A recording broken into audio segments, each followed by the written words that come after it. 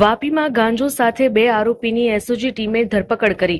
વલસાડ જિલ્લા પોલીસ અધિક્ષક ડોક્ટર કરણરાજ વાઘેલાના માર્ગદર્શન હેઠળ એસઓજી દ્વારા વાપી જીઆઈડીસીમાં મોટી સફળતા મળી છે.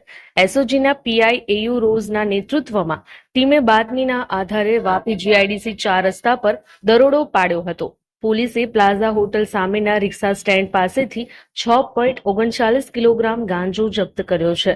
આ ગાંજાની બજાર કિંમત ₹60,390 છે.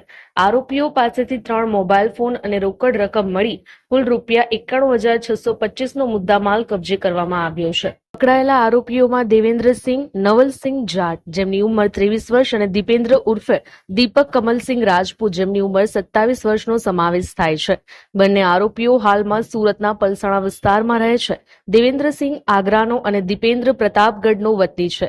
આરોપીઓ પાસે ગાંજાનો કોઈ પરમિટ કે કાયદેસર દસ્તાવેજો મળ્યા નથી. બંને વિરુદ્ધ એનડીપીએસ એક્ટની વિવિધ કલમો હેઠળ વાપી જીઆઈડીસી પોલીસ સ્ટેશનમાં ગુનો નોંધવામાં આવ્યો છે.